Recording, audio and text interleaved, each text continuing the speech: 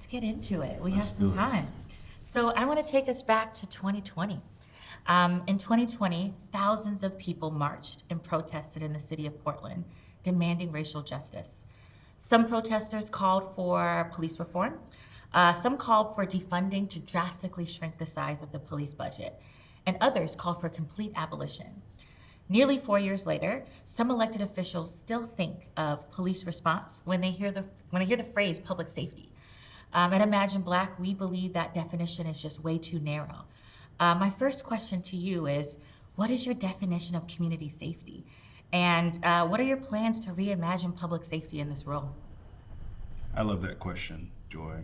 Um, Given a little philosophical at this point, because when I think of community, I think of common unity. It's a commonality based off of general consensus, principles, values that everyone is wanting to establish to activate the people that they're connected to and other individuals that they are kind of connected to outside of that immediate community. And the safety aspect is, having a goal to be protected, to be able to be free and not be impeded upon, not be subjected to unwanted conditions. That, to me, is what community safety looks like. And furthermore, when it comes to kind of reimagining this community safety, it's actually having the community involved. Because public safety is very seldom is it including the public. It's basically saying, okay, we sent out some surveys, we gave them some money, we had some webinars on Zoom or Google Meets or the other platforms that Microsoft owns. And now we've been able to hear from them. And I don't think that that is the best approach. I think we have to dig deeper and go to Big Mama's house and actually talk to her on the couch.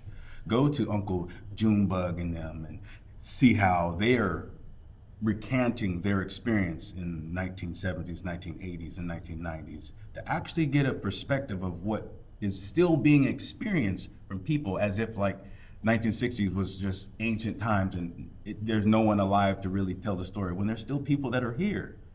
I think that that is how we approach that. And we should stop doing performative activism. Performative activism is a tumor, it's cancerous, and it only continues to perpetuate gaslighting in the Black community. And then we ourselves continue to fall into the trap, and it's counterproductive. Thank you so much for that. So much to talk about. I appreciate you setting the stone and really just leading with some values and history and family. I'm curious, so as you know, we have a new form of government now, the city of Portland. I think there's going to be a lot of reshuffling and folks are going to be redefining, but one of the big aspects of the new role is talking a lot about the budget and policy. In years past, we've had our mayor and city council really, lead it from administration, leading these bureaus, and now they get to set the tone. I'm curious, as a candidate for mayor, can you talk a little bit about how you would like to see different types of bureaus take on community safety? I know there's been some talk kind of in the community that it's not just for the police, to your point. Like there's other things involved to prevent crime. Do you have any thoughts about what that would look like for you? Absolutely. One bureau that comes to my mind is Office of Civic Life. And forgive me getting emotional, but it's like civics, most people don't know the definition, and that's by design. And civics is the responsibilities and duties of citizenship. And if you are an individual that lives in this society and you don't know that you have responsibilities and you don't know that you have duties, right? Because someone intentionally did not teach you so that you could be misinformed, we have to draw that back. And we have to start at the root in the school system, because that's where I work, in the David Douglas School District. And we have to begin to equip our youth so that they can have a prosperous future, not a prosperous Portland that was readjusted to save face, with all due respect, because there's things that are being done to kind of reevaluate their intentionality, right? But again, that is important. And then furthermore, with the Youth Advisory Council being implemented, right? and an elder advisory council. Because what has happened is individuals have put their elders, their grandma and great grandma, in a assisted living and then left them there, not to take out and extract the wisdom that they've had and all the experiences that only add value to the future in which we are striving to reimagine, literally.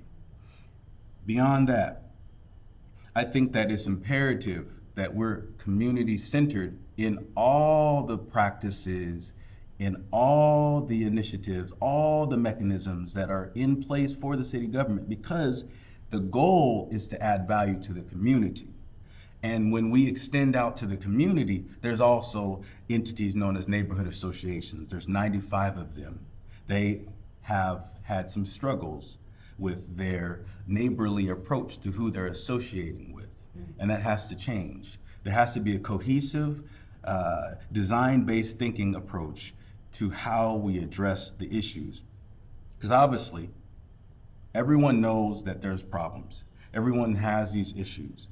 But being intentional and understanding that that intent will affect the impact of how we address people in the community. We have to do a lot more with being honest, transparent, and honestly, some people really just have to get out the way. Some of these people have to be fired. So that's something that I have to be frank on, even though I'm not Frankish, I'm Moorish. But we have to be honest. These people have to get out the way, or, kind of do an exit interview, like give them some feedback. So maybe you could be reallocated somewhere else, because you want to have the best quality people there that have the heart in it, that are not wanting to just come to get a paycheck.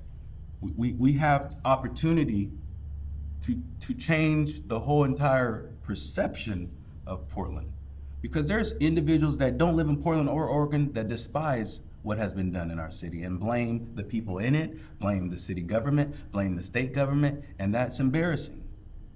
We have all these other cities that have all these other issues, and they're not wanting to address those, but they want to just point the finger at Portland saying, y'all not doing nothing.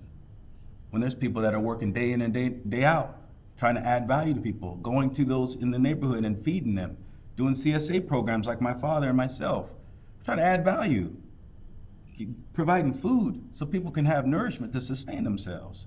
So I think that there's more to it than just we want to get some surveys, we want to give people some money, which I think is a good approach. But we just got to double down and do more, because there's capacity to do more.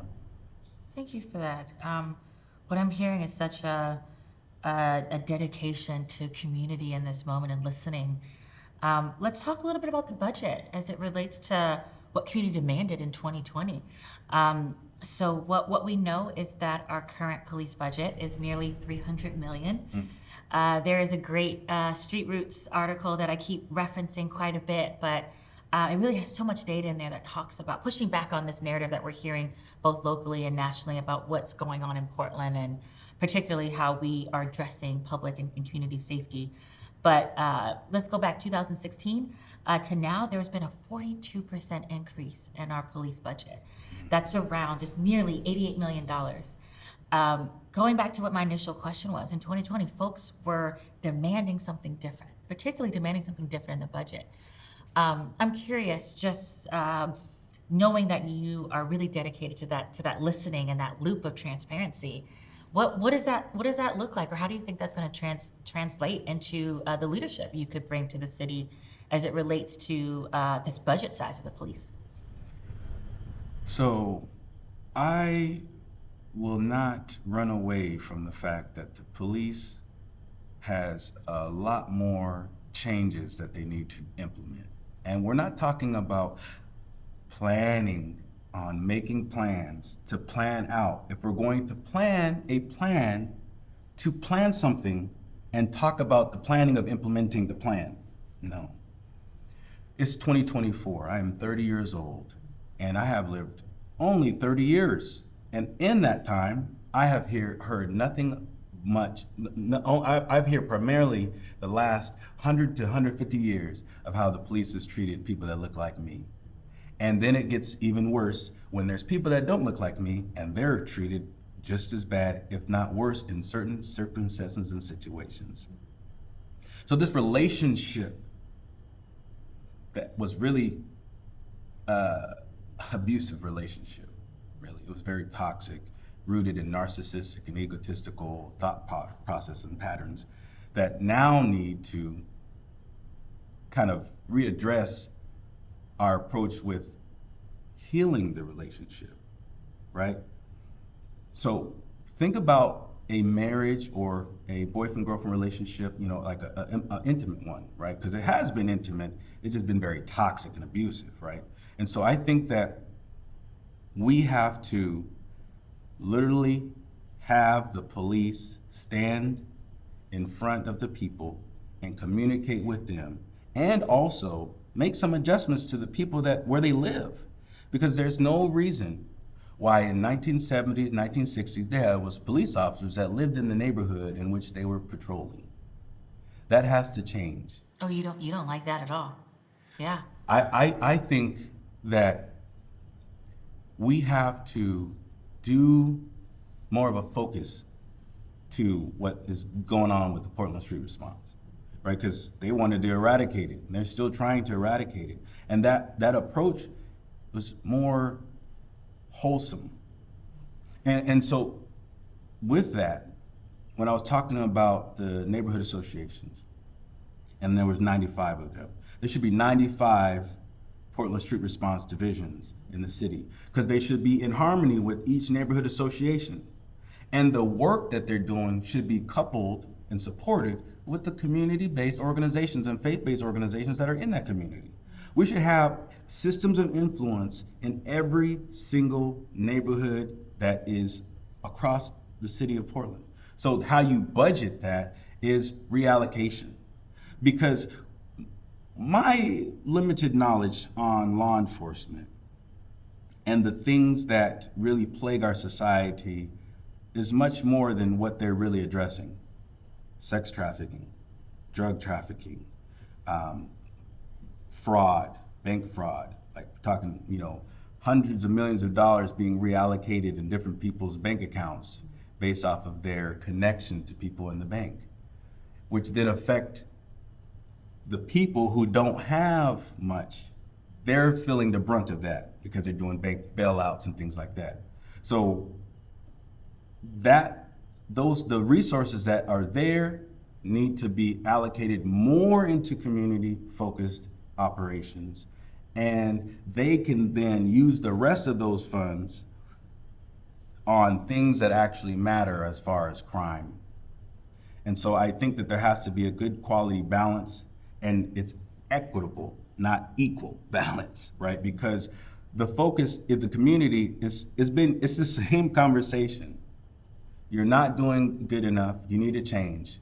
They do some small little talks and come to the public, and then they do the same thing again, abusing. So that has to be reevaluated. And being the mayor, I will be appointing the chief of police. And I look forward to having conversations, very candid conversations about where is your stance on community safety? Where is your stance on community engagement? Where is your stance on collaborating with community leaders? Because what ended up happening to some of my elders is that they were involved in the community. They were known as Black Panthers, right? And what ended up happening is they ended up going straight to prison because of the engagement that they were doing was so impactful to everyone in the community that they decided to make them political prisoners. And that has put a big, huge hole in the community. The Black community has suffered tirelessly across the country based off of individuals who wanted to have some quality growth and development for the betterment of our people and the community as a whole. And they wanted to make sure that it fell apart.